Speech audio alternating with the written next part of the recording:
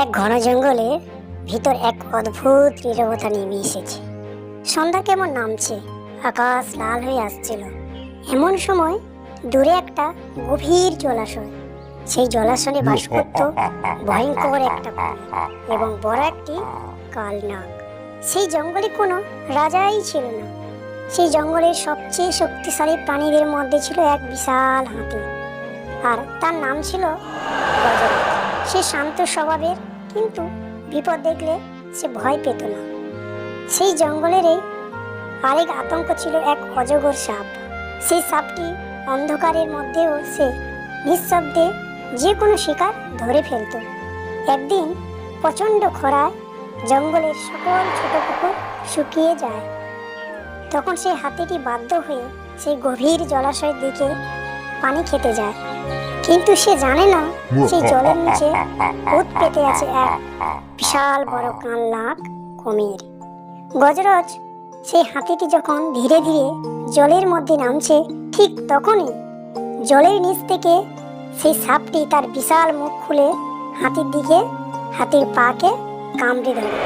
হাতি প্রচণ্ড চিৎকার করে উঠে বলল, বাঁচাও, কে আছো, আমায় বাঁচাও। তার শক্তিশালী সুর দিয়ে সে চেষ্টা করলো তাকে বাঁচার জন্য, কিন্তু কুমিরের ছোঁয়া লোহার মতো শক্তি, তার দাঁতও। এমন সময় ঝোপের আড়াল থেকে চুপি চুপি আসছিল এক অজগর সাপ। সে অনেকক্ষণ ধরে অপেক্ষা করেছিল সুযোগে। হাতির আর কুমিরের লড়াই দেখে সে বুঝলো এটাই সঠিক সময়। অজগর সাপটি দ্রুত এসে গজরাজের শরীর জড়িয়ে ধরল। এখন গজরাজ দুই দিক থেকে বিপদে পড়ল, একদিকে কুমির আর একদিকে সেই বিশাল বড় অজগর সাপ। জঙ্গলের ভয়ের স্রোত ছড়িয়ে পড়ল, কিন্তু হাতিটি হাল ছাড়ল না। সে নিজের সমস্ত শক্তি এক করে প্রচণ্ড জোরে গর্জন করে ওঠে, আর সেই গর্জনের সকল জীবজন্তু এবং জঙ্গল কেঁপে ওঠে।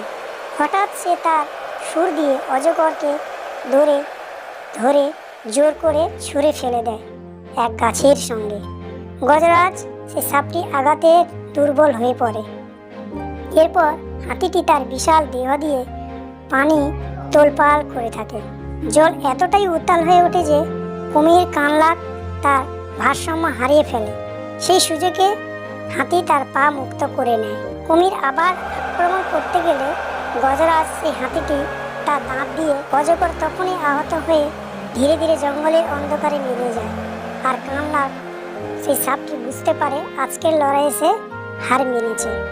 হাতি ধীরে ধীরে জঙ্গল থেকে চলে যায়, কিন্তু সে ক্লান্ত হয়েছিল এবং জীবিতই ছিল। সেদিন পর থেকে জঙ্গলের প্রাণীরাও বুঝে যায় শুধু শক্তি নয়, বুদ্ধি থাকা আর সাহস থাকতে হবে। আর সেই জলাশয় এখনো নীরব।